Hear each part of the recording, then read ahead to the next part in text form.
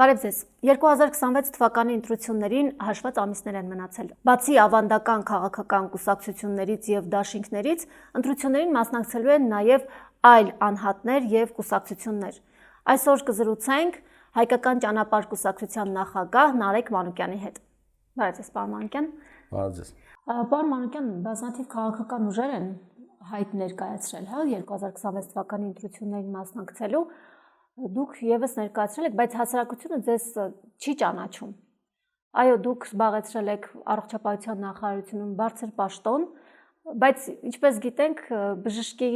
աշխատանքը, այսպես ասած, հանրության համար այդքան էլ տեսանելի չէ, այո, դուք կյանքեր եք փրկում, բայց ձեզ հանրությունը չի տեսնում, չի ճանաչում։ Ինչու պետք է ձեզ ընտրեն եւ ինչպես ճանաչեն ձեզ, ինչպես հավատան ձեզ, ինչպես հավատան, որ դուք նախկին իշխանությունների նման չեք վարվելու եւ այս իշխանությունների նման խոստումներ չեք տալու եւ թողելու եք, այսպես ասած, ձեր խոստումները անկատար։ Իրականում մեր ուժը նոր է, քաղաքականության մեջ ես նոր եմ, բնականաբար նոր մտելով քաղաքականություն շատ մեծ ակնկալիքներ ունենալը շատ դժվար է, բայց ցանկացած ճանապարհ երբ որ սկսում ես, սկզբում այդպես է լինում։ Երբ որ մասնակցություն ես ձեռք բերում, նոր մտնում ես այդ ոլորտ, էլի դժվար է լինում ցանկացած տեղ, բայց մեր կյանքը ամբողջովին հասկանալով մենք այդ ճանապարհը հաստատ արժանապատիվ կանցնենք, իսկ ինչպես հասկանան, այդ process է, որը պետք է ընթանա, անդադ հնարավորինս եղած օրակարգերի ժամանակ ես իմ ուժը համապատասխան մենք մեզ դրսևորենք, բայց որպեսզի հասկանաս մարդը, այդ մարդը կա այդ որևէ ուժ, այդ ուժի անդամներ իրականում իշխանաբան իրենց խոսքի տերը, դա միակ ճանապարհը դա իրենց անցյալը ուսումնասիրելն է եւ եթե որևէ պետական պաշտոն են առավելևս զբաղեցրել, պետք է մարդիկ գնահատեն, թե այդ զբաղեցրած ընթացքում դու ինչ արդյունքների ես հասել։ Իսկ մի քիչ տգեղ է, որ ես ներկայացնեմ ինչ արդյունքների եմ հասել, մեր ոլորտում եղած յուրաքանչյուր մարդ կարող հաստատ ասի, թե ես 5 տարվի 600 հոգանոց կոլեկտիվ ղեկավարելով ինչ արդյունքների եմ հասել, ինչպես եմ իմ խոսքին ինչքանով եմ տեր եղել եւ վերցնելով ակետից ուր եմ հասել այդ հիմնարկը։ Բնականաբար այդ նույնը լինելու է նաեւ երկրի հետ կապ։ Ունեք ռազմավարական պլան, ինչով եք առաջնորդվելու եւ ինչ օգուտ եք տալու ժողովրդին, եթե գաք իշխանության։ Միանշանակ, ուրեմն իշխանության լինելուց հետո, որը ես բազմիցս եմ ասել, այս փուլում երբ որ դու ասում ես լինեմ իշխանություն, ինչ կարող է մարդկանց մոտ նույնիսկ ծիծաղ առաջացնի, որովհետև հասարակության մեջ այդ ճանաչելիությունը, այդ վարկանիշը իհարկե մենք չունենք, բայց մենք մեր անցնելիք ճանապարհով հաստատ կհասնենք մեր նպատակներին, բայց իշխանություն գալուց հետո առաջնայինը այստեղ լինելու է մեր երկրում մեր անվտանգային խնդիրները լուծելը, ու անվտանգային խնդիրները պետք է լուծվի մեր ուժերով։ Իհարկե դաշնակիցները շատ կարևոր են, բայց յուրաքանչյուր դաշնակից նայում է թե ինչպես ես դու անձամբ վարվում ընդհանրապես քո երկրի հետ, երբ որ դու քեզ չես կարողանում պաշտպանել կամ չես ուզում պաշտպանել, ոչ մի դաշնակից քեզ չի գա պաշտպանի։ Այսինքն պետք է լուծվի մեր անվտանգությունը, առաջնահերթ մեր բանակի խնդիրն է, ու բանակը պետք է առաջնը պատրաստ լինի հոգեբանորեն։ Երբ որ դու բարձրաձայնում ես, որ բանակը չի մեր անվտանգություն ապահովողը եւ բանակը կրճատում ես, բանակի ֆինանսավորումը կրճատում ես եւ հասարակ երբ որ ունենում ես գերիներ, մահացած մարդիկ եւ զինվորականներ եւ դրա ետևից կոպիցը չես գնում, հաջորդ կռվող զինվորը, երբ որ առիթը լինի, ինքը նույնիսկ մտածել է, որ ինքը գերին լինի, պետությունը տեսնել է ոնց է վարվում իր գերիների հետ կամ իր հերոսների հետ ոնց է վարվում, եւ ինքը մոտիվացիան չունենալու լավ կռվելու, եւ դրա համար մեր հասարակությունը այս պայծրությամբ, եթե Աստված ոչ անի, որևէ պատրաստ լինի, բացարձակ պատրաստ չի։ Իսկ բանակը ուղիղ կապված է հասարակությունից։ Պետք է լուծվի այդ հոգեբանական խնդիրը, պետք է առաջադրանքը փոխվի երկրի, բանակի առաջադրանքը փոխվի։ Իհարկե շատ կարևոր է դաշնակիցները, շատ կարևոր է տնտեսությունը։ Տնտեսությունից խոսեցիք, գիտեք, որ վերջին ամիսներին ադրբեջանական բենզին է ներկրվում Հայաստան իշխանության ներկայացուցիչների կողմից, մասնավորապես Խաչատուր Սուքիասյանն է ներկրում։ Դա համարում են խաղաղությանն ուղղված քայլ։ Այսինքն, եթե Ադրբեջանը բենզին է տալիս եւ մենք դա վերցնում ենք, դա խաղաղության տանող քայլերից մեկն է։ Դուք որ իշխանության լինեք կամ դուք առհասարակ ինչպես եք պատկերացնում հարևանների հետ հարաբերությունների կարգավորումը։ Դուք իրատեսական համարում եք, որ ադրբեջանցիների, թուրքերի հետ մենք կարող ենք ինտեգրվել եւ ընկերություն անել։ Իհարկե ոչ, այս պայդրությամբ, որովհետև կոնկրետ եթե ազգի ներկայացուցիչներն այս, իհարկե թե ադրբեջանցիների մեջ, թե թուրքերի մեջ բազմաթիվ նորմալ մարդիկ կան, բայց դա ընդհանրապես ցուցիչ չի, ամենակարևոր ցուցիչը այդ պետությունների վարած քաղաքականությունն է, այսինքն կարան լինեն բազմաթիվ ադրբեջանցիներ, որոնք նորմալ մարդիկ եւ նորմալ տրամադրված մեր երկրի հանդեպ, բայց պետության ռազմավարական ծրագրի մեջ մտնում է մեր զավթողական քաղաքականությունը եւ ինքը փոքր քայլերի արվեստով գնալու է Հայաստանի Հանրապետության բռնազավթմանը, ինչ որ փուլում լինում է դա ռազմական ճանապարհով, ինչ որ փուլում ոչ ռազմական ճանապարհով։ Իսկ հիմա այն փուլն է, որ ինքը ոչ ռազմական ճանապարհով փորձում է դիվանագիտական որոշակի process-ների միջոցով հասնի իր վերջնական նպատակին եւ այս պայդրությամբ այն քաղաքականությունը, որը ունի Ադրբեջանը իր երկրի ղեկավարի գլխավորությամբ, բացարձակ չեմ տեսնում։ Իսկ երկրորդն էլ ես մենք չենք կարող մոռանանք այն ինչ որ եղավ, այսինքն մեր այդ 150,000 հայրենակիցների հայրենազրկումը, մեր պատմական հողերի կորուստը, ինչքան էլ իշխանությունը եւ քաղաքական ուժերը որոշակի առումով անհնարին համարեն, բայց անհնարին է այսօրվա տեսանկյունից, որովհետեւ մենք գտնվում ենք այս դիրքում, երբ որ մենք մեր դիրքը փոխվի, մեր ուժերը իրականում փոխվեն, այսինքն Ադրբեջանն էլ, Ադրբեջանի քաղաքացիները 95-96 թվին իր համար գրեթե անհնարին էր թվում Արցախի հողերի վերադարձը, բայց իրանք հավատացին դրան, անցան այդ ճանապարհը եւ եկավ այն օրը, երբ որ իրանք վերցրեցին իհարկե ոչ իրենց հողերը։ Մեր մոտ եւս պետք է միգուցե այս պայն շատ, քանի որ մենք պատրաստ ենք պարտվել ռազմատենչ հայտարարությունները հասարակության մեջ ընկալելի չի, բայց այնուամենայնիվ կյանքը թե անհատի թե հասարակության տեսանկյունից դա պայքար է, դա հաղթանակի ճանապարհը հեշտ չի եւ մեր ծրագրերի մեջ միանշանակ պետք է լինի մեր հաղթանակները, իսկ ասում Ադրբեջանը երբևէ եթե յուրաքանչյուր մարդ, յուրաքանչյուր գիտակից մարդ ուսումնասիրի, կհասկանա, որ ինքը խաղաղության ընդհանրապես չի գնում։ Այդ կեղծ թեզա, որի միջոցով հիմա էլ որոշել է այդ ճանապարհով գրավել Հայաստանը։ Պարոն Մանուկյան, դուք հանդես եք գալիս ընդդիմադիր դիրքերից, բայց գիտենք, որ հանրային ընկալման մեջ վստահություն այդքան էլ չկա ընդդիմադիր ուժերի նկատմամբ։ Ինչպես եք պատկերացնում ձեր անձի նկատմամբ վստահություն, ինչպես եք ձեռք բերելու։ Եթե ես երբևէ իշխանություն չեմ եղել, ինձ թվում է այդ խնդիրը չպիտի լինի, ավելի շատ խնդիր կա ճանաչելիության եւ ընդհանրապես քեզ հավատալու մեջ, բայց հանրային ոչ վստահությունը ավելի շատ վստահության խնդիր իմ կարծիքով ունեն նախկին իշխանությունները, որտեղ նրանք եղել են իշխանության եւ այդ ընթացքում նրանց առանցգործողությունների արդյունքում է, որ Նիկոլ Փաշինյանի պես մեկը կարացել է գալ իշխանության։ Մեր դեպքում ավելի շատ ճանաչելու օրակարգերին ճիշտ արձագանքելու եւ ինքնադրսվորվելու խնդիր կա։ Ձեր կարծիքով խնդիրը Սերժ Սարգսյանի մեջ էր, թե Սերժ Սարգսյանի վարած քաղաքականության, որ 2018 թվականին տեղի ունեցավ իշխանափոխություն։ 18 թվականից առաջ վերջի, չգիտեմ, 20 տարվա ընթացքում կուտակված անարդարության զգացողության մեջ էր խնդիրը, միանշանակ։ Այսինքն, եթե լինում է ընտրություն, բայց որը ակնհայտ հասարակությունը գնահատում է կեղծված, դա բերում է որոշակի կուտակման եւ մի քանի ընտրության արդյունքներում կուտակվեց հասարակության մեջ այն դժգոհությունը, որը բերեց 18 թվականի process-ներին։ Եթե վերջին, չգիտեմ, 34 տարում կամ 18 թվականից եթե վերցնենք վերջի 24-25 տարում հասարակության մեջ ակնհայտ է, որ բոլոր process-ները պետական գրեթե ընթանում են կոռուպցիայի, կաշառակերության այդ քողի տակ, դա բերում է մեծ դժգոհության եւ որոնք եւ գումարվելով եղավ այն ինչ որ եղավ 18 թվականին 18 թվականից հետո որոշակի փոփոխություն եղավ, բայց նորից իմ հասարակության մեջ ակնհայտ կա այդ կարծիքը, որ կոռուպցիան գրեթե հասել է 18 թվականի մասշտաբների։ Իմ կարծիքով ոչ միայն տալիս աստղաբաշխական, դա ինչ է։ Կոռուպցիան միշտ կա։ Կոռուպցիան ինչ է։ Կոռուպցիան քո իշխանական կամ քո պաշտոնից ելնելով իրավասությունների օգտագործում է հանուն անձնական շահի։ Կոռուպցիա կա, կոռուպցիայի ամենագլխավոր կրողը այս պայծառությամբ Նիկոլ Փաշինյանն է։ Բազմաթիվ իր հանրային ելույթներում իր ասածները տեղավորվում են այդ եզրույթի մեջ։ Ամենաակնհայտը, երբ որ ինքը ասես կարար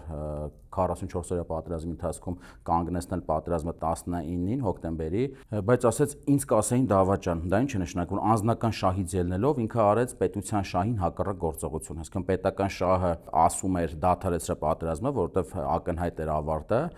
բայց ինքը անձնական շահից ելնելով արեց հակառակը, դա հստակ կոռուպցիա է։ Իսկ բացի կոռուպցիան նաև բազմաթիվ են կաշառակերությունը, ինչքան էլ որ իշխանությունը միշտ այդ այն process-ն է, որ իշխանությանը ընդհանրապես ոչ մեկ չի լսում։ Միգուցե կաշառակերության մասշտաբներն է փոխվել, տվող վերցնողներն են փոխվել կամ հասարակ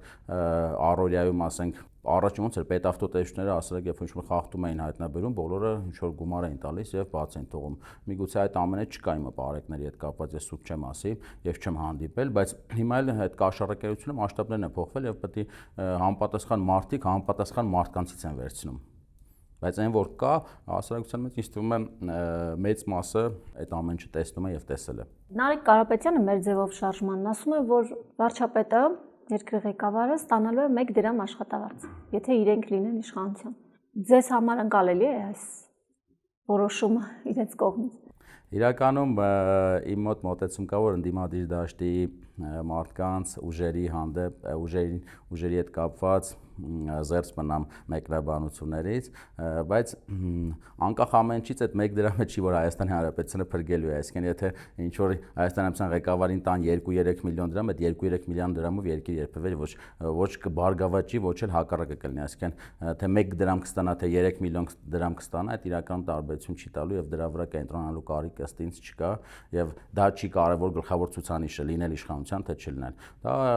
աշխատանքի ոճ է, process է եւ կա նախընտրական շրջանում պոպուլիզմը միշտ քաղաքական տեխնոլոգիաները կան, կարևոր են, միգուցե մենք էլ ինչ-որ բաներ կիրառում ենք, բայց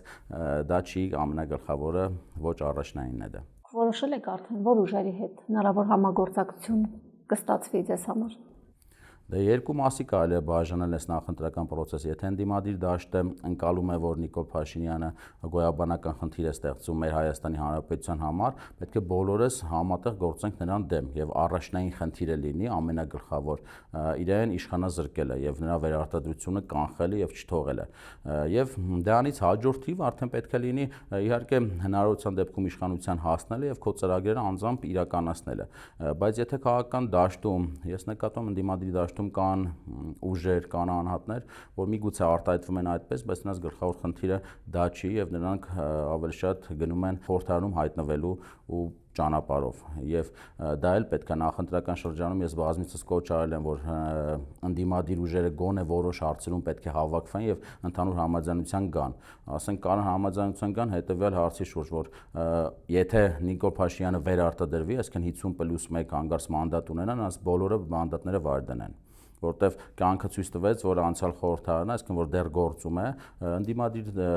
խմբակցությունները ոչինչով չկարողացան խոչընդոտել նրա արած գործողություններին, այսինքն դրանով հանդերձ նաև որոշակիորեն իրանք է պատասխանատվություն ստանձնեցին այն process-ներին, որը եղավ այս մեր վերջին 5 տարվա ընթացքում։ Իսկ 5 տարվա ընթացքում շատ Հայաստանի Հանրապետության մեր ժողովրդի համար շատ վատ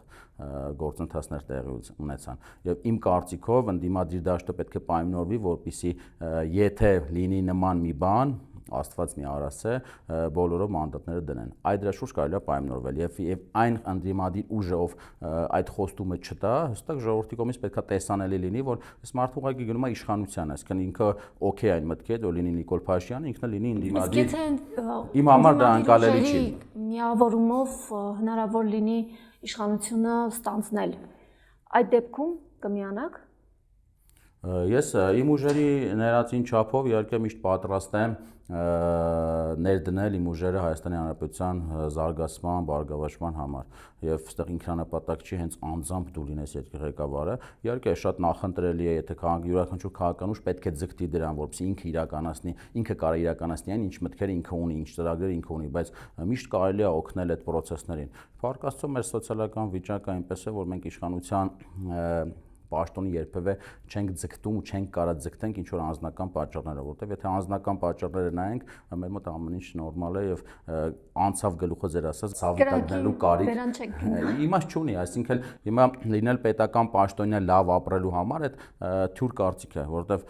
լավ ապրում են բիզնեսմենները, լավ ապրում են այն մարդիկ, ովքեր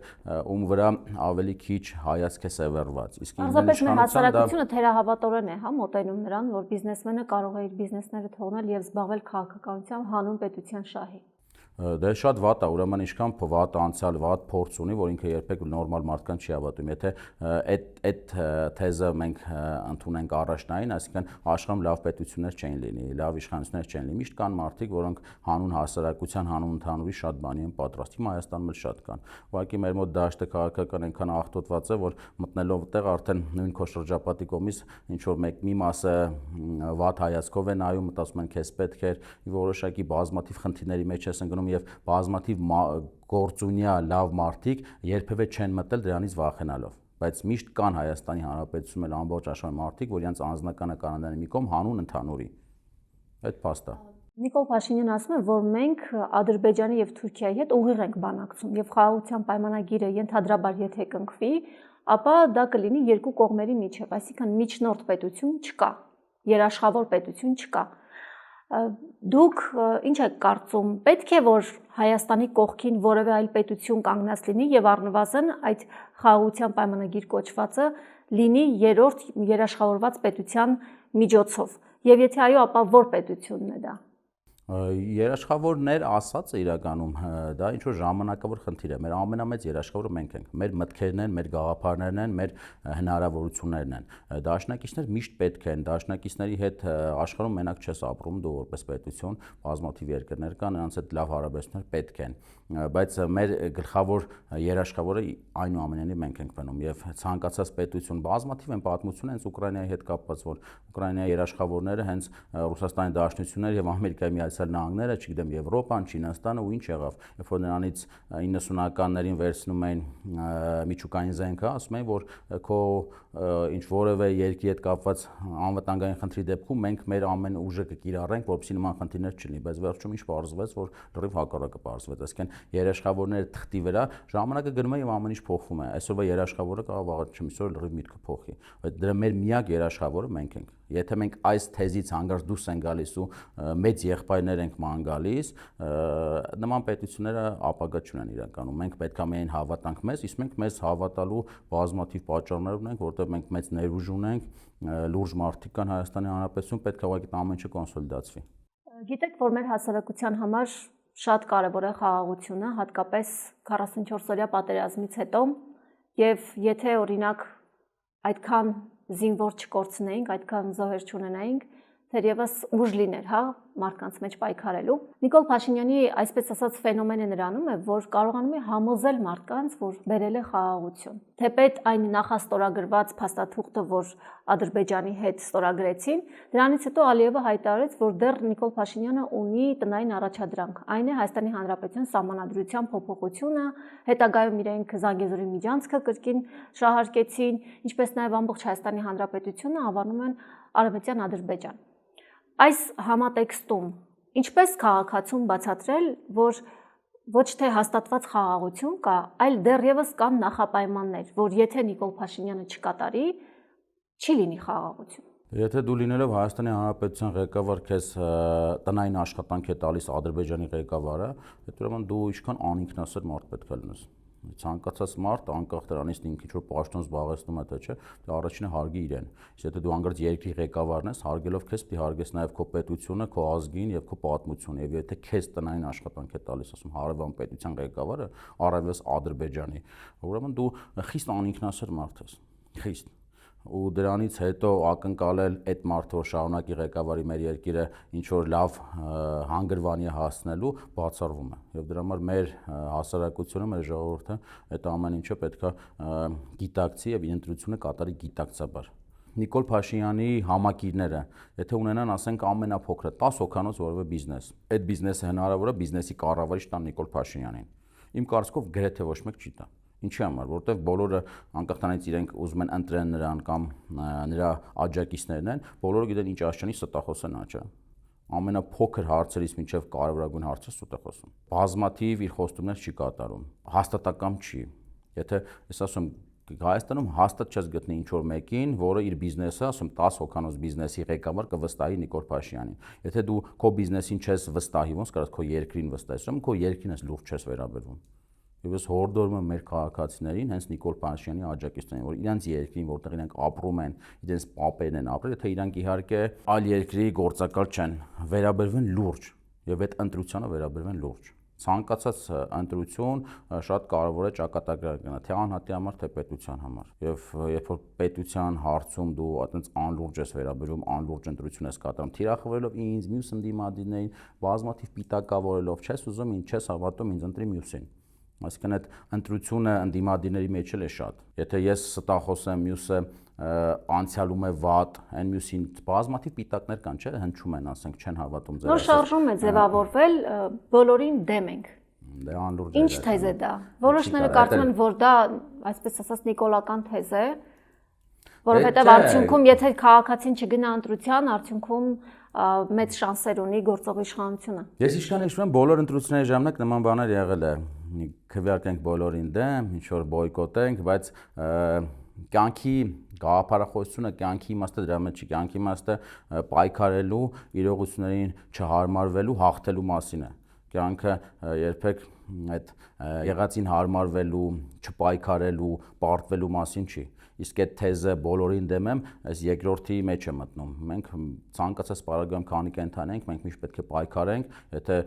տեսնում ենք, որ Նիկոլ Փաշինյանը վատ ուղղությամբ է տանում մեր երկրը, պետք է պայքարենք եւ հաղթենք, այլ ոչ թե հանձնվենք։ Ես չգիտեմ ովքեր են այդ շարժումը ստեղծել, իրենց հորդորում են, որ գան միանան պայքարողներին։ Այնուամենայնիվ Ադրբեջանի եւ Թուրքիայի հետ երկար հարևանների հետ երկար պայքարի մեջ լինել, չխոսել հնարավոր չէ։ Ինչպես եք պատկերացնում, որ համագործակցություն լինի այս պետությունների հետ, բայց դրանից Հայաստանի Հանրապետության պետական շահը չտուժի։ Իհարկելով մեզ, Լիա ջան, կարճ պատասխան կա, այսինքն չի կարելի մեր հողերը վերցնել, մեր քաղաքացիներին սպանեն, մեր քաղաքացիներին գերի պահեն ու վերջում էլ ասեն խաղաղություն է։ Սա մեր նույն տիպի խաղաղություն մենք ենք ուզում։ Բայց 90 ականների հրադադարից հետո իրանք չհամաձայնվեցին, իրանք պայքարեցին, կռվեցին, չհասան արդյունքի։ Այդ ամեն ինչը դի պարզ պատմություն է, եթե կարդում ես, եղել են կան եւ կլինեն այն պետություններ, այն ազգեր, ովքեր պայքարել եւ կռվից չեն խուսափել։ Որտեղ մարդը իր էությամբ ինքը խաղաղությունը շատ լավ է գիտակցական մակարդակում, բայց դա խաղաղությունը կարա լինի գիտակից մարդկանց հետ, երբ որ փոխադարձ հարգանքը կա, փոխադարձ ընկալումը կա կամ հավասարակշռված է այդ խաղաղությունը։ Իսկ մենք չհավասարակշռված լինելով ուղղակի մուրալով, ուղղակի ինչ որ համաձայնվելով մեր եղածը տալով չեն կարող հասնել խաղաղության։ Այդ փաստը ցույց է տալու, բայց միշտ այդ երբ հիմա 26 թվականին ընտրվի Նիկոլ Փաշինյանը ու շարունակի այդ իր հանձնվական քաղաքականությունը, հետագայում հաջորդ իշխանություններում ավելի դժվար է լրիվ ամեն ինչը հետ բերել։ Այսինքն մենք այդ ռեսուրսը չունենք, այդքան սպասենք, մինչև հասարակությունը ամբողջությամբ համոզի, որ չէ, այս տարբերակով չի։ Պատմություն կարդացեք, հասկացեք, այսինքն որ չէ, այս տարբերակով չի լինում խաղաղություն։ Կարճ եւ հասարակ։ Ամեն ինչը չի որ պիտի քո հետ լինի, որ այդ փոսը դու ընկնես, որ տեսնես փոսի վրա երբ որ գնում ես, ընկնում ես։ Բոլոր այն քաղաքական ուժերը, այն քաղաքական գործիչները, ովքեր հանդգնում են դուրս գալ Հայաստանի իշխանությունների դեմ կամ Նիկոլ Փաշինյանի դեմ, պլանավոր է կազմակերպել որևէ տեսակի բողոքի ակցիա, նրանք կամ հայտնվում են ճաղերի ետևում, կամ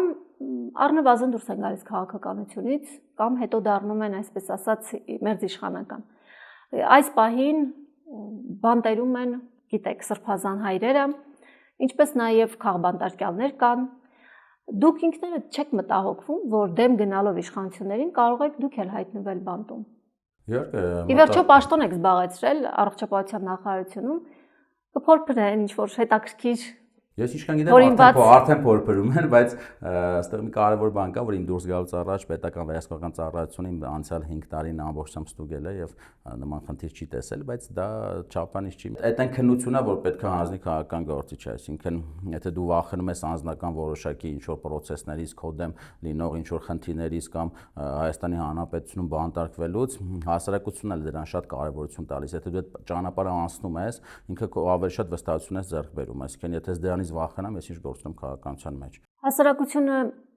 շատ դժգոհեց եւ քննադատեց իշխանություններին, երբ իմացավ, որ մոտավորապես 3.5 միլիարդ դրամ պարգևավճար են իրենց տվել։ Անահիտ Ավանեսյանը, օրինակ, որպես նախարար, մեկ օրում ստացել էր մոտ $20,000 պարգևավճար։ Հետո նա ասաց, որ կան բժիշկներ, ովքեր իրենից բարձր աշխատավարձ են ստանում։ Այդպիսի բան կա։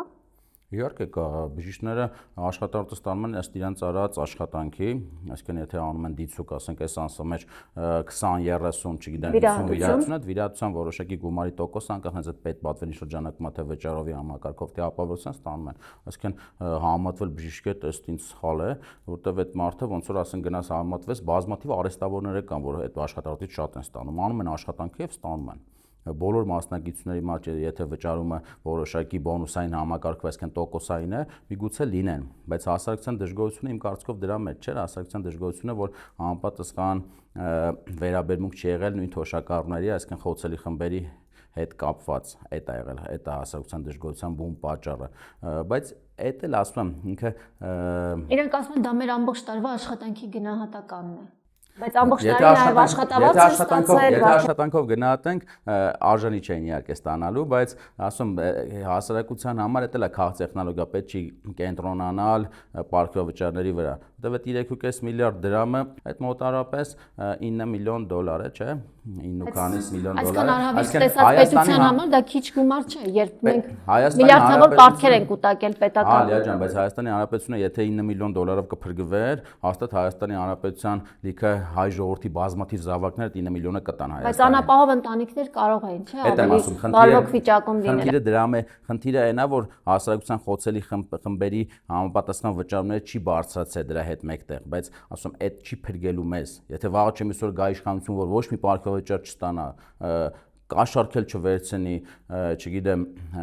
էլի բազմաթիվ ուրիշ են Ժողովուրդը պետք է որոշի, իշխանությունը արժանացել է դրան, ոչ թե գաղտնի որոշումով իրենք իրենց պարքեվաճառներ տան եւ որոշեն, որ օրինակ ֆինանսների նախարարը արժանի է մեկ օրում ստանա $20,000 պարքեվաճառ։ Ես իհարկե չեմ արդարացնում, ասում եմ, բայց դա չի մեզ փրկելու։ Եթե դա լիներ մեզ փրկողը, մեզ փրկելու է մեր մտքերը, մեր գաղափարները, մեր ամենօրյա ծրագրավորված, պլանավորված աշխատանքը, այսինքն գաղափարներ, մտքեր, ամենօրյա աշխատանք եւ նպատակին հասնել։ Եթե այդ ամեն ինչը լինի, եթե թոշակառուների թոշակը լիներ, չգիտեմ, 150-200 ամսեկան միջինը, իհարկե, որտեվ հիմա էլ կան մարդիկ միգուցե ստանում են այդքան թոշակ, կներեք, այդ դեպքում իհարկե այս դժգոհությունը չէր լինի, չէ՞։ Այսինքն խնդիրը էս դիսոնանսի մեջ է։ Ոչ թե խնդիրը ինչ որ մեկի պարքավճարի մեջ է։ Երբ որ Նիկոլ Փաշինյանը իր 7-8 տարվա գործունեության ընթացքում հասարակությունը խաբած չլներ, հասարակությունը այդ պարքավճարի չէր նեղվի։ Այստեղ ուրիշ տեղ է խնդիրը, երբ որ իրենք բազմաթիվ անգամ ասել են թոշակը կդառնա այսքան, չի դարել, դրա համար հասարակությունը նեղվում այդ պարքավճարներից։ Այսինքն աշխատավարձներից, որտեղ երբ որ մարդ ինքը հացի խնդիր ունի, հանգարց լսում է, որ դու ստանում ես 3-4-5 միլիոն աշխատավարձ, իհարկե այդ մարդու համար շատ անընկալելի է եւ ագրեսիա առաջացնում ցանկացած պետական պաշտոնյայի համար, բայց այդտեղ քանի որ մեր մոտ խառնաշփոթ է եւ ամեն ինչ կարա լինի եւ որոշումները լինում են կիսա գախնի, իրար գախնի պարգևատրում են, դրա համար ամեն մեկը արդեն ուզում է իր խնդիրը լուծել, իր կենցաղը լուծել, իր մաշկի հետ կապված խնդիրներ չառաջանա, այսինքն հասարակական ընդհանուր մենքի գաղափար չկա, որը ուղիղ կապված է իշխանությունից, այդ մենքի գաղափարի ստեղծողը եւ առաջնորդողը պետք է լինի իշխանությունը։ Ձեզ հաջողություն եմ մաղթում առաջիկա ընտրություններին, շնորհակալ եմ մեր հրավերն ընդունելու համար։ Ես եմ շնորհակալ ջան։